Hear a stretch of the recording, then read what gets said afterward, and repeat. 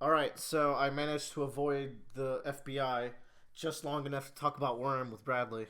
That darn FBI. I punched him in the nuts and I said, "Take that, you worm!" Take that, you worm. And then they said, hey, that would be a really cool line The, if Worm was adapted to a TV it show. should be the first line.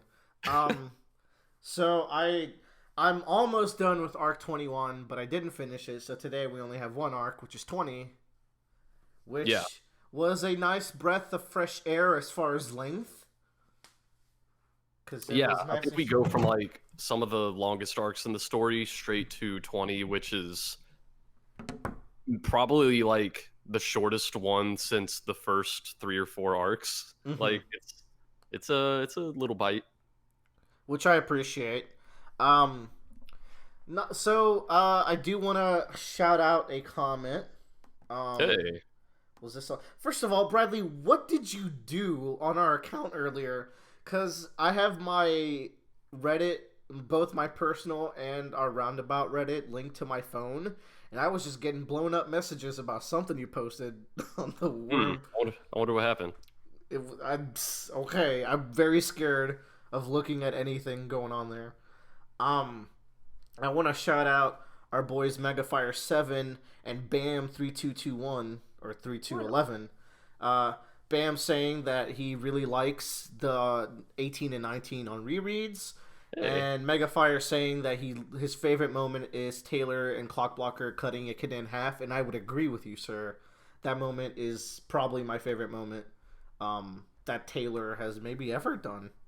It's pretty freaking cool, and I 18 and 19 are definitely arcs that on a reread I'm like, oh man, I'm very excited to get there. Second of all, I want to shout out the TNTM just for being great. Thanks for always watching and listening. Yeah, he's a very active member of the Roundabout community, and we always love hearing from our boy. Am I supposed to know what his little bunny avatar is, or is that something for later? Uh, I, I'm not all the way caught up on Ward, You think but it's a word thing, maybe? I, I believe it's a Ward character. Okay. By the way, hot take. I think Ward is gonna take place in this portal that they created. Maybe I don't know. Hmm. I You don't heard it here fucking know. first. We'll see. But all right, let's get into arc 20. Um, I don't have a lot to say about this arc. It was that's why I brought up the TNTM. This is like one of his favorite arcs. I wasn't that into it, but there were some good parts of it, and we're gonna talk about both aspects of it. Yeah, it's interesting because like we've had someone comment, and it might be him in particular, who I think when we did arc 17, they're like, oh, it's not in my top three arcs, but it's good. But they're like, oh, but I really like arc 20. That's like my favorite.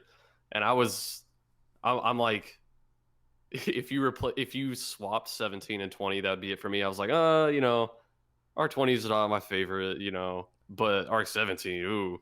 Man, I do know a lot of people who I've heard of a lot of people who just love arc 20, and I can I see mean, why. I can see yeah. the kind of fan that would like this arc because it's really closing a lot of plot threads that have been set up earlier in the story, particularly Emma and Danny. I feel like their storylines maybe not climax because I don't know what's in the future, but this is a initial climax maybe to some of those storylines. Maybe there will be a second arc to each one of these storylines, but um, I I remember once upon a time saying, "Why is Wildbow still playing around with this Danny doesn't know about Taylor thing?" He held off on it, right? And I feel like I realize he does this about a lot of things, particularly like you think of Regent and Aisha, right? That is, they have a lot of shit that needs to be addressed, and it's stuff I really want to see be addressed. But Wild Bill always waits a long time to do it. Like in a little bit of a 21 thing, he starts addressing some of their issues and like some of their futures in that arc. 21 arcs in, right? Even though we've been with Alec for the entire series and Aisha for most of it.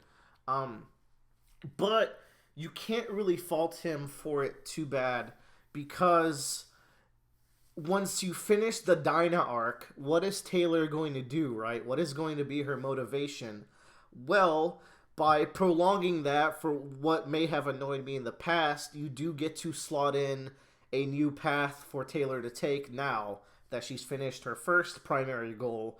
Now you can do the Danny storyline where he finds out about her true identity and you force her character to go a different direction, which is just full out Queen Bee.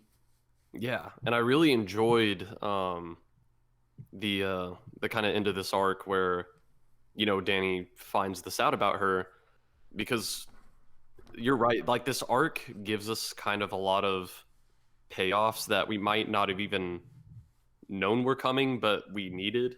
It's Um, the kind of payoffs where it's like, I don't even know if I'll ever get this because it feels like you Wild Boat waited so long, but also like this was a cool time to do it. yeah, I think we really needed this moment because, for a long time since Taylor started running her territory, she doesn't like make an effort to reveal her true identity to people, but she is okay with doing that if someone works for her, and Hmm. she kind of has this blaseness about people knowing her identity that it's like, does she really care about this? And I think the fact that she is as upset as she is here, what that says to me is that it was never about people knowing her secret identity. It was about her dad knowing her secret identity. I'd go even further to say that like I don't think she's uh very she doesn't care as much about her dad's feelings as maybe she should. It's more about having a piece of Taylor left, I think. That's how I see it. She's more scared of like losing her one last tether to Taylor, which is her dad, which is a little bit of an inversion there on how I think her motivation goes. Yeah, I think you're right. Like, before this chapter, she at least had another compartment besides Skitter. She had her Taylor compartment, but she even says to Dragon, she's like, Dragon calls her Skitter. She's like, well, I'm just Taylor now, but I'm probably going to have to retire my civilian name too. Fuck you for that, by the way. Yeah, which is a good line. Yeah. Um, so yeah, it's like I feel like after it's all said and done, now she's really aware of like how much her dad is hurting. But like that wasn't after the fact. Like, oh right, this is worse than I thought it would be. But I feel like deep down inside, she just really wanted to keep that Taylor that she could default and fall back to. Which now it's gone. Which we can talk a little bit more about that. Let's actually jump a little bit behind. Uh, the encounter with God King Greg was pretty quick. Yeah. So, So it's like we go from like Leviathan to Slaughterhouse 9 to the Coil arc to the Echidna arc, and now we're finally here. Arcs 20 through 30, the Greg arc, the final villain of Worm. it's just kind of weird how he gets dispatched 2 chapters into his 10 arc storyline.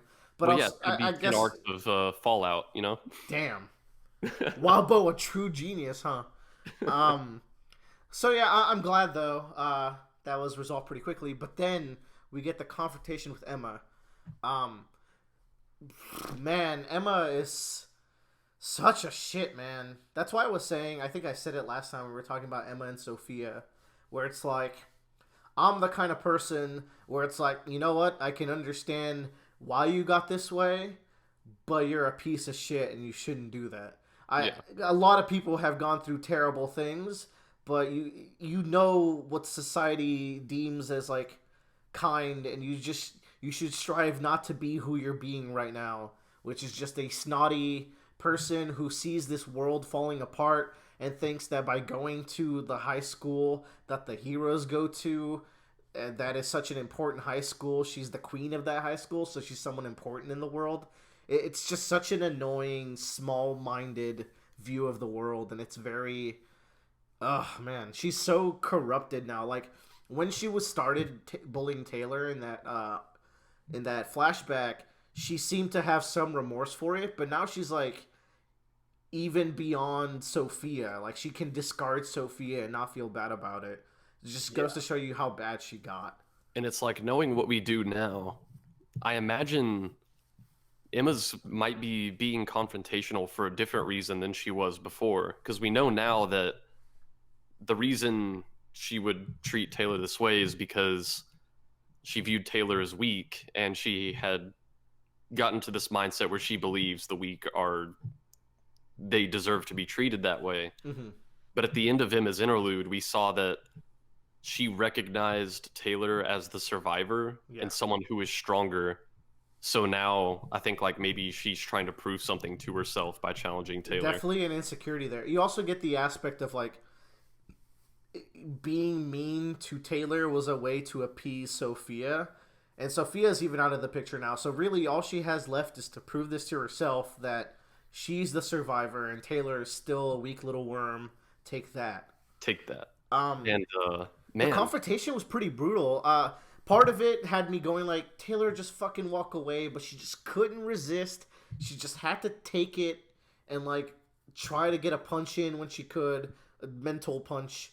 But like when Emma says that her dad blames her for her mom's death, that hit me, that hit Taylor. I think that hits every reader pretty oh my hard. god, yeah. I was like, Oof. she could be making that up, but what if she's not? Taylor's even like, I can see it. Yeah. And their confrontation kind of ends with Emma does get called into the principal's office, and it seems like everything For once, Taylor has is ever working wanted out. is happening, which Yeah. at first it feels very much like a wish fulfillment. And I think even Taylor's like, what? This can't be happening. And then I don't know if we get it confirmed, but we get it like all but confirmed that the principal is actually like tied in with the criminal organization that Tattletale's running. So Taylor's like, oh, well, of course, there's no actual justice in the world. Of course, it's just rigged in my favor. Oh god, I kind of missed. I knew she thought Tattletale might have something to do with it, but I didn't think she was a straight up. Because the principal says something about like we really don't have time to be handling like these bullies right now. You know, like the Which, there's got to be truth to that. yeah, maybe. The point is, Dragon and Defiant show up. Oh my god. This okay. There's a lot of really cool stuff to this, and a lot of stuff that infuriates me, which I think I told you about a little bit earlier. You were talking about wish fulfillment, right? This was the bully getting what they deserve wish fulfillment, followed by the superhero gets outed in front of their whole class and shows everyone how badass and scary she is. Wish fulfillment, and it felt like it knee jerked from one to the other, because it's like when Dragon. Of course, it would happen in school so that Emma and the rest of the classmates can be like, "Oh my god!" But like Taylor's dialogue here drove me insane. She starts like listing every bad thing she's done that Dragon knows she's done and Defiant knows she's done. So she could have just said, "You know what I've done. You know how dangerous I can be." But no, she has to list it one by one by one. Just so I feel like it's just so the school can be more scared of her. And I don't think it's for the school. I think it is for one person in this room. I don't think she would have said that stuff if Emma was not in the room. I think she is saying You it. think so? I think she is doing it because she knows Emma's listening. And a big reason I think this is because multiple times during this arc, like when she first sees Emma, fuck, when she first sees, oh man, no, I'm not gonna be able to unthink it. Ema. When she first sees Emma back in 20.2, and even multiple times during the cafeteria scene, she says stuff like, "Oh man, I couldn't care less about Emma. I Yeah. wasn't even thinking about her." Yeah, Which no, yeah, I noticed that, and I guess I took her word for it. But you're right, like that was foolish of me, wasn't it? that is something like you only consciously say if you're trying to Yeah. like convince yourself or others that you're not thinking about someone. When you put it that way, and it's Taylor being edgy and scary to Emma and not telling us the truth, I think that's more interesting then. Yeah. And now that I think about it, I don't know if it was those statements where she's listing all the horrible stuff she did, but she punctuates one of those like boasts with making a bug crawl on Emma. Yeah, she does. So I The think a big person part of she this doesn't is care about. like she always told herself that she never wants to like get back at the bullies by doing something tangible like, you know, having bees sting them and stuff, but either either consciously or subconsciously here, I think she's like, this is my chance to let Emma know that she fucked with the wrong person. I like that a lot better. This is why, you know, you have that saying where it's like, if I'm playing a game and I don't like it, you're not going to convince me I don't like it. I wholeheartedly disagree because stuff like this convinces me I do like stuff that I thought I didn't like. Oh, fair enough. Uh, yeah, yeah, that's cool. Yeah, because it made it seem to me it felt like a Wild Bow contrived like she's just listing this out so that she can tank her reputation. But if she's doing it because she's in the heat of the moment, just trying to take the advantage to show people, including especially Emma, how scary she is, and she's taking advantage of that. Yeah, that's cool. Um, let's move on to the other juicy parts of that then. That we have addressed the negative turned positive is the straight up positives of holy shit, Dinah betraying Taylor. Yeah, and like Whoa, this really really hurt Taylor. this hurt me. But also like Dinah sees the writing on the wall in multiple ways. Taylor's a crazy bitch. And Dinah, you gotta imagine like what is her plan here? Why did she feel so important to out Taylor? You know, Yeah. I hope we get some insight of her motivations. I'm sure we will. We're talking about Wildbow here. Matt, he's one of those masters of connecting stuff. The master. Yeah, Um, I'm sure Dinah has some kind of plan. so I'm gonna show my hand here. All right. There's a few things about Worm that I knew would happen before I started. I think I there's like 5 or 6 major ones, and we're almost past all of them. Yeah. I think at some point you had like hopped onto the wiki to like look at some pages and you're like, "Oh, that's a thing." Yeah, well, some of them were like passengers or like just seeing that word and just got a lot of thoughts in my head. One of them was like Eidolon potentially being a villainous figure, and now we know that he's in Cauldron, and like the Triumvirate are definitely going to be important for later arcs. I'm sure of it. Especially Alexandria. I hope Legend doesn't fall in with these bad kids. Oh, I like No, Legend. he's such a good boy. He's such a good boy. One of them is, if I recall, Taylor changes her name, which she actually says she wants to change her name in this arc, to it's either like Silk Spinner or like Weaver or something, and she joins the Ward, I think, or the Protectorate. I think I saw that right. So in my mind, I'm like, when I saw her working with Clockblocker and I see her relationship with Miss Militia, I'm like, ooh yeah, okay, that'll be cool. Like, I'm really liking their interplay. And then Defiant is like, maybe I was too hard on Skitter, and even Dragon feels bad about outing her. So it's just like, man, look at how well she's working with all these heroes. And then this shit happens, man. And then Arc 21 stuff happens, and I'm just like, oh no. How are we ever going to get to that point right now? Like, so spoiler or not, like, I am invested to see how the story could possibly get there from this point. Oh yeah. And I have to imagine Dinah set this in motion so she would make that switch. That's my guess right now. Which isn't a very good prediction on account that I know that the switch is coming. So I don't really give myself points if that's the case. But I guess the prediction is like if I had to guess. Yeah. Man, God, Defiant and Dragon are really cool, man. Defiant's like top 3 boys for me. You gotta love our boy. I really like him. And man, you could tell they didn't want to do this, but the percentages of them doing it here were the best, so they had to. and Yeah, Tag is forcing them to also do it this way. dramatic irony is like really painful for us because Taylor's like, I thought you would be above doing this, and Dragon's like, I am. I didn't want to do this, but I was ordered to. And Taylor's like, you don't have to do what they say. You made a choice to follow this order. And Dragon's like, it's not that easy, and there's more to it than that. And Taylor's like, It is no, that easy. it's simple. You just either do it or you don't. And because like Taylor just Ugh. doesn't know what we know, and you imagine it's hurting Dragon on the inside.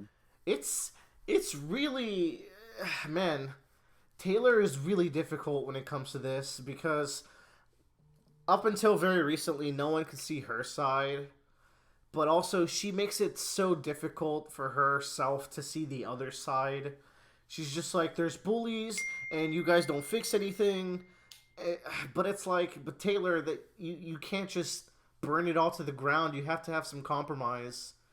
And she's I don't know, she might start going in that direction. I'm very worried for this girl. This girl. um, I want to back it up to the Emma thing just for a second because I missed a note here. Um, Emma says that if Taylor stood up to them, Sophia would have let them be friends. I don't believe that for a goddamn second. No, there's no way. Okay, I'm just glad we're both on the same page with that. There's no. Um, so Defiant openly apologizes to Taylor. She does not take this the way I wanted her to. So that's just heartbreaking, man. The fact that like he was humbled by his experiences with Mannequin and just becoming this cool cyborg man, and I mean the whole idea that he got barred from being in the Protectorate in the first place. I just think it's such a cool way for him to step back and be like, man, things just aren't that simple. Yeah, and it like I think it's just like a really fun flip on like some of their early interactions where like near the beginning of the story it would be cases where Taylor's like, "Oh, like just hear me out, throw me a bone, like let me explain." Exactly. And he would be like, "No, I'm not I don't have to consider this." He's like, "No, like I'm not going to let you do that." And now he's here and he's like, Throw me a bone. yeah, he's like, you need to just hear me out. I have a good reason for doing this. And she's like, there's no good reason you could be doing that. Yeah, when Taylor comes up with her idea to escape, she has this line where she's like, I know everyone will be safe because Defiant is here, and like I'm gonna make these people like be a human shield for me to get out of here. And they'll be safe because Defiant is here, and even though he's not a good guy, but he is a hero. And Yeah, like they're not gonna risk like hurting a student trying to apprehend her. exactly. So she knows that there's good in there. All right, 20.A was the interviews. I thought this was kind of weird. I didn't need like half the chapter to be them setting up the interview. Like I guess it was to show how reporting works in this world of heroes, but like Yeah, the real reason we like this chapter is seeing the all the people watch the the broadcast. second half. Yeah, that was a very One Piece world reacts to Luffy's adventure chapter. Um Particularly I like how Dragon and Defiant say they'll leave after the next Endbringer attack. So, really setting up the story for some sort of future. Like the Protectorate's not going to survive much longer at this rate, and maybe a new group will be formed. Maybe these two will be good enough to just be on their own. Uh, we got some stuff with Jack and Bonesaw. I'm I'm not excited for the Slaughterhouse 9 clones. There's this thing like the clones in the Echidna arc only really worked for me because they had alternate abilities, which I'm sure the 9 clones will, but also because there came a lot of good story aspects from it, like Taylor's identity getting exposed. We got to see Taylor's clone argue with Tattletale's clone, for example, stuff like that.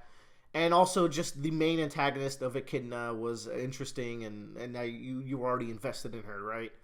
The idea of like, there's this thing in Worm where similar power sets are reused time after time after time, and it's kind of that's one of the aspects that weighs down on me with all the fighting.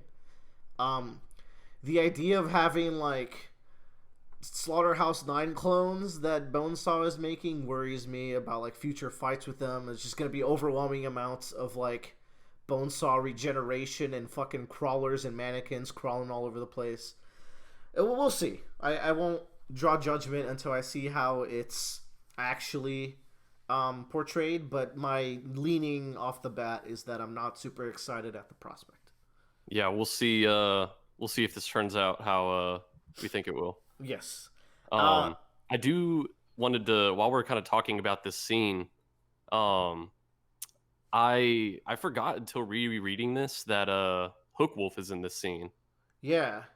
and I really liked it because the last time we talked about Hook Wolf was when we saw him with the Nine, and like I think we brought up how his ideologies that we initially saw uh, Have in been his worked. kind of contrast with his actions when he joins the Nine. Mm-hmm.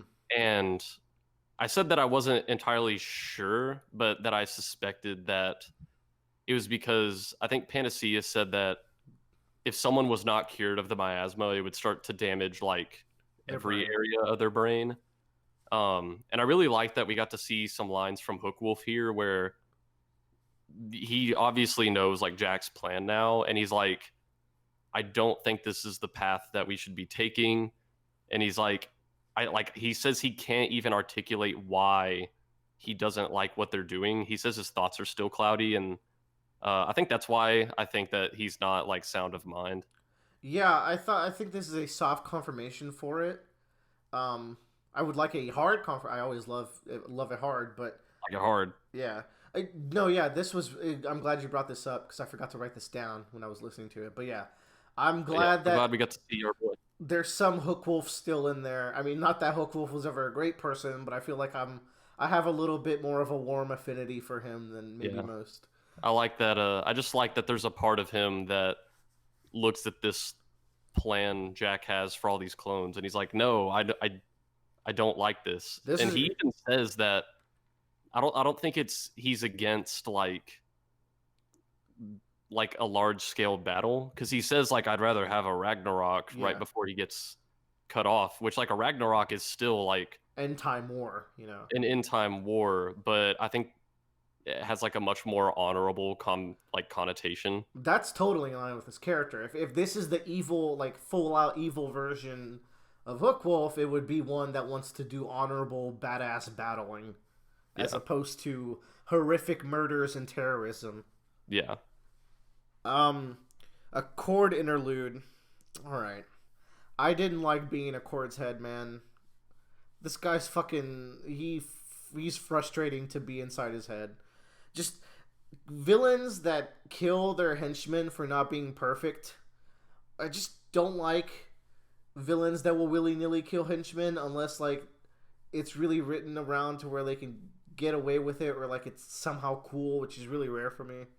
But he's just that kind of guy. Like if he was gonna fucking kill Sundancer for just showing up, yeah. and Accord is Worm's James Bond villain, I guess. I guess so, right? I do like that idea of him like curing world hunger, but he showed up late to the meeting, and that's kind of like the stem of like his neurosis, where like he's just this crazy OCD man, very punctual now. But yeah, yeah, I'm not a big fan of Accord, but I do like what he could possibly bring to the story. And there's this. It ends on a note that like by taking over Coil's organization, Skitter has their inherited will of Cauldron and Coil now, without her even realizing. I'm like, what could this possibly mean, and why is this so important? And that's what I'm looking forward to finding out. Hey, not Bradley, bad. do you have anything for Arc 20?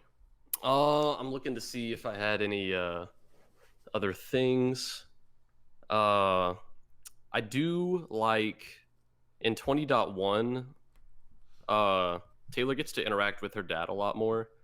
And through their conversations, I think each of them have grown in at least some ways since they kind of last lived together. Because I think she is staying at the house now. Yeah, she moved back in for a little bit. And they have this question, or they have this kind of conversation where, you know, whenever she like fully decided to split from her dad, it was because he's like you're gonna sit here right now. I need you to tell me everything that's going on. Like we're gonna do this, and I think he's not doing that anymore. Like that is the strategy he took there is certainly not what Taylor needed. Um, but of course, I don't know if he could have known that. In any case, he has a very different approach to dealing with her now, where he's like, if I asked you to go back to school, would you? And she's like, yeah, I would, but that's not where I want to be right now. And he leaves it at that. And I like the way this is phrased. He says thank you, but Taylor says it wasn't a response to my statement. It's almost like he's like, oh, thank God that that didn't scare her off. But so on one hand, I like that Danny has kind of Yeah, grown in a little bit. Like he knows how to like talk to his daughter in a way that's not going to scare her off. But it also makes me sad that I think in a way Taylor has did one. this to him, that her own dad has to step around everything now to talk to his own daughter because of her. He can't even really father her in any Yeah, way. Like she is just so he is hanging on just to have her in his life because she is super willing to completely leave him if he's not doing it the way she wants. yeah, Which is again just reinforcing that idea that I think she cared more about Taylor than she did about Danny. yeah. So I liked getting to see their interactions, and I guess the last thing I had for this arc was as far as like payoffs for kind of long running back burner things. Um, One payoff I liked in this arc was it has to deal with reputation, where Taylor does a lot of like very showy, violent things as the warlord of her territory. And a big reason for this is whenever they initially kind of started their territory takeover, Brian gave her this speech about reputation. Yeah. And I think it might have even been before that, back when they were just doing regular Undersider stuff, where he always stressed how important reputation was. Where like if you ever get into a place where you need extra leverage in a deal, or if you're in a situation where you can't fight, reputation could totally Turn the it could tables. totally make or break the situation. Yeah, and it's a good point. Yeah, and we've seen Taylor kind of do this. She does this kind of rule through fear thing that she even consciously says she learned from Bakuda. Lung and Bakuda. Bakuda said it was like her whole. It was Theatric. like her whole like way of leading is that you only really have to do one of these terribly horribly violent things once. You don't have to do it every time. You just have to make people know that you would do it. Jesus Christ. And it kind of works for Taylor here because she brings it up in her mind, and I think out loud, that she's like, you're not going after me because you think I would hurt the people in this room, Oh my god. which it sort of works in her favor because she's able to draw out this conversation. They don't just pounce on her. They're like, well, we know she could hurt the people in this room. We're not entirely sure if she would hurt the people in this room, but she might. Um, and I like that. I think like a chapter after, not a chapter, like a paragraph after she thinks about Bakuda, she then thinks about Jack because Mhm. she's like, at the end of the day, Jack, like, it's not his power that makes people shit their pants. It's all the presence about him and what he's done when people see him. Yeah. And so she's like, I need to use that here. So I think Brian's like repeated speeches about the importance of reputation finally got a payoff here, in addition to like the Danny stuff that we talked about. it's kind of a small back burner thing, but it's there. It just you bringing all that up just makes me think like she's on such a slippery slope. It's like almost as slippy as Alvida from One Oh Piece. yeah. Jesus, man, how bad can this get before someone gets this girl in the wards and sets her on the straight and narrow, if ever? Somebody Um, stop this girl. yeah, honestly. On the topic of Jack's powers not being scary, hey, be careful with spoilers in the comments. Um, where one of you graciously spoiled an aspect of Jack's powers. Maybe it made Bradley write an essay, so I don't know what the fuck you did. But just just keep in mind I'm a first time reader slash listener. So yeah, there you go. There's our Take worm that, you talk. worms. Take it all. I don't know what else. What else do we do? We walk away now, Bradley. Okay.